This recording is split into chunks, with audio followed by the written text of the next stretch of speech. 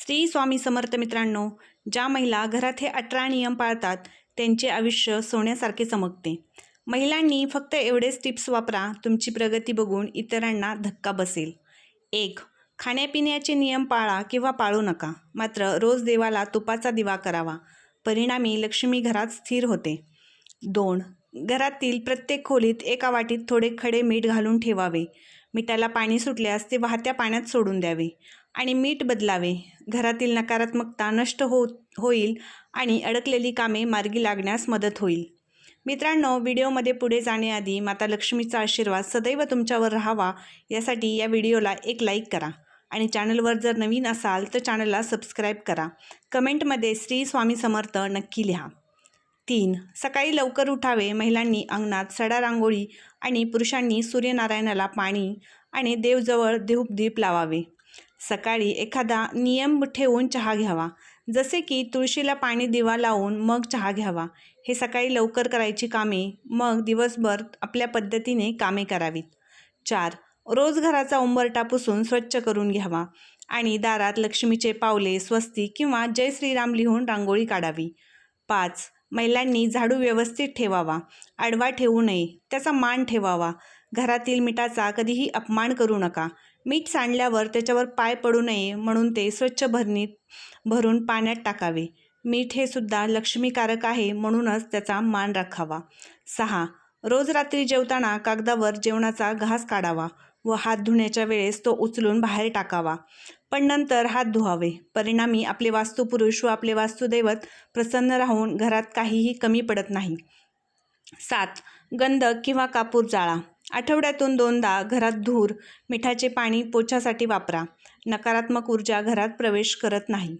तुळशी, मोगरा, मनी प्लांट यासारखी झाडे घरात लावावी.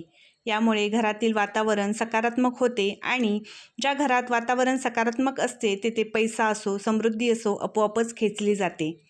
8. घरातील किराणा भरताना शुक्रवारच्या दिवशी भरावा, कारण शुक्रवार श्री लक्ष्मी मातेचा आवडता दिवस असल्यामुळे शुक्रवारी किराणा भरल्यावर घरी बरकत राहते. थोड्या पाण्यात हळद मिसळा आणि हे पाणी घराच्या मुख्य दरवाजावर शिंपडा. यानंतर दरवाजाच्या दोन्ही बाजूंनी स्वच्छ पाणी प्रवाहित करा. हे केल्याने घरातील नकारात्मक शक्तीचा प्रभाव कमी होतो आणि घरात सकारात्मक ऊर्जा संचारते. 10. मुख्य दरवाजावर हळदीचे पाणी शिंपडल्याने वास्तुदोष दूर होतात. घर नेहमी स्वच्छ ठेवा. ज्या घरात अस्वच्छता असते त्या घरात लक्ष्मी माता कधीच राहत नाही.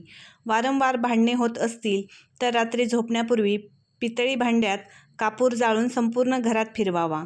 कापराच्या या उपायाने घरगुती संकटे नष्ट होतात आणि घरात शांती राहते. 12. पती पत्नीमध्ये भांडण होत असेल तर रात्री झोपताना उशीखाली कापूर ठेवा आणि सकाळी जाळून टाका. त्यानंतर त्याची राख वाहत्या पाण्यात वाहू द्या.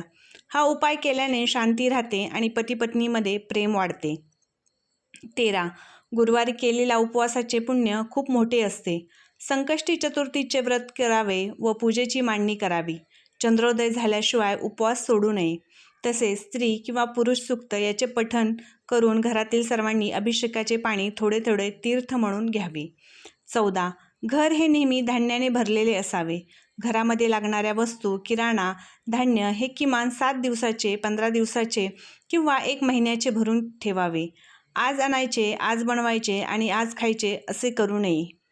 15. प्रत्येक शनिवारी व अमावस्ये पौर्णिमेला गोमूत्रात हळद टाकून त्याचा पट्टा उंबरठ्यावर ओढावा.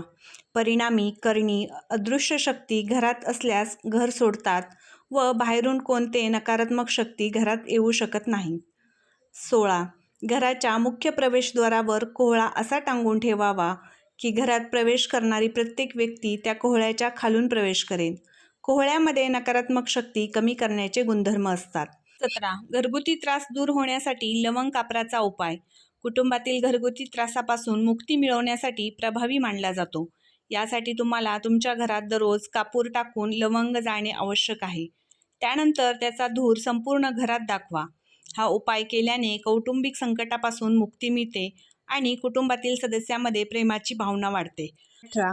अमावस्या पौर्णिमा या दिवशी रात्री दहीभात सुक्या कागदावर घेऊन त्यावर हळद कुंकू टाकावे व तो कागद मोरीच्या धक्क्यावर किंवा खिडकीवर रात्रभर ठेवावा. सकाळी जे उरेल ते कचरा टाकून द्यावे. परिणामी आपल्या घरातील अदृश्य शक्ती त्याने तृप्त होऊन सुखसमृद्धी लाभते आणि घरात आनंदी वातावरण निर्माण होते. मित्रांनो, ही माहिती कशी वाटली तुम्हाला? आवडली का? आवडली असेल तर एक लाईक नक्की करा. तसेच चॅनलवरती नवीन असाल तर चॅनलला सबस्क्राईब करा आणि व्हिडिओ जास्तीत जास्त शेअर करा. कमेंटमध्ये श्री स्वामी समर्थ नक्की लिहा. धन्यवाद. श्री स्वामी समर्थ. जय जय स्वामी समर्थ.